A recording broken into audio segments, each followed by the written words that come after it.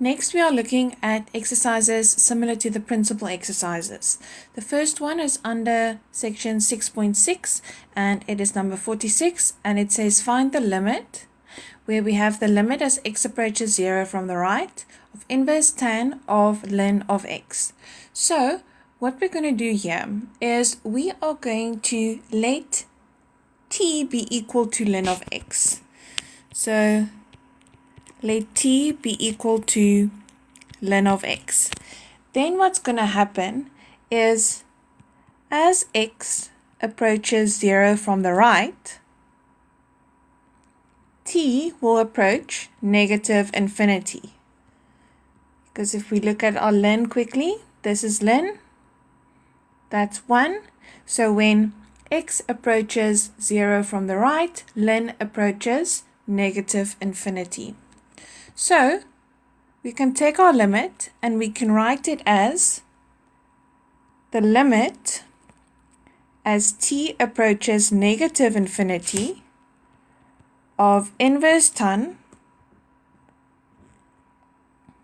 of t,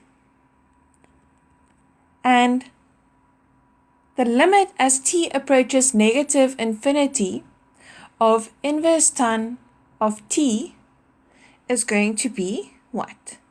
Let's quickly look at what inverse tan looks like again.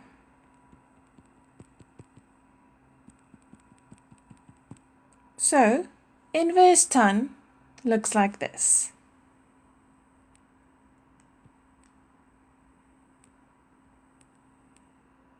Where we have asymptotes here at pi over 2 and minus pi over 2. So as t approaches negative infinity, we can see that inverse tan approaches minus pi over 2.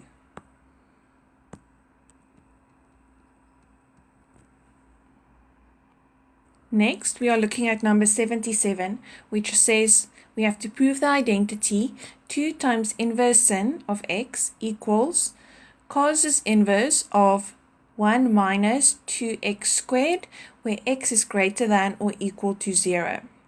Right, so what we're going to do here is we are going to say let f of x be equal to 2 inverse sin of x minus inverse cos 1 minus 2x squared. Right? So what we're basically just doing is bringing this to the left and then setting that equal to f of x.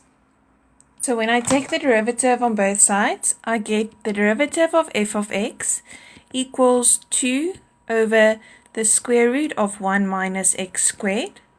Then I have minus, and then it's the derivative of inverse cos, which is minus 1 over the square root of 1 minus everything in brackets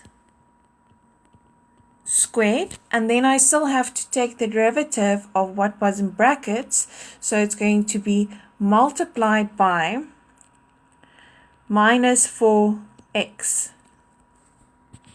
Right, so what I have, if I just simplify that, I get 2 over the square root of 1 minus x squared minus 4x over, and then in my square root I'm going to have 1 minus 4x squared plus 4x to the 4, and I'm just going to simplify the square root quickly on the side here. So then inside of the square root I'm going to have 4x squared minus 4x to the 4. So I can take out a 4x squared, so then I have 1 minus 2x squared. Then what I can do is I can take the square root of that 4x squared and write it in front of my square root. So I have 2 over the square root of 1 minus x squared minus 4x over 2x, which is the square root of this 4x squared, and then inside of my square root I'm only left with 1 minus that was a mistake there. Sorry, it's only supposed to be x squared. So it's 1 minus x squared. And then I can cancel the two x's. I can divide the 2 in. I'm only left with a 2 there. So now I have 2 over the square root of 1 minus x squared minus 2 over the square root of 1 minus x squared. So I get 0. So the derivative of that function is 0. And what does it mean when the derivative of a function is 0? Well, that means that the function has to be a constant. So, let me just quickly write this down. F's derivative of x equals 0 for all x from 0. They say that x goes from 0 to 1. And you can just check that this is indeed the domain that we are working with. Firstly, inverse sin has a domain. If we look here, inverse sin has a domain that goes from -1 to 1, and inverse cos as well. So if you work with what's inside of the brackets there and work out the domain of cos for those values, you will see that you also end up between -1 and 1. And they are telling us that x is positive, so it has to be from 0 up to 1, not including 1 since we are working with the derivative. All right. Now, we say since the derivative is 0, that means that the function has to be equal to some constant. Now we just want to find that constant. So we can set x equal to anything to find that constant, since the function equals the same constant for any value of x. So I'm going to say let x be equal to 0. Then I'm going to have f of 0, which is c, which is going to be 2 inverse sin of 0 minus inverse cos of, so we have 1 minus 2 times 0 squared, so it's just inverse cos of 1. Sin of 0 is 0, and inverse sin of 0 is 0, and inverse cos of 1 is also 0. So we get 0. So that means that our function, which we originally had, which is 2 inverse sin of x minus inverse cos of 1 minus 2x squared, is equal to a constant value, which is 0.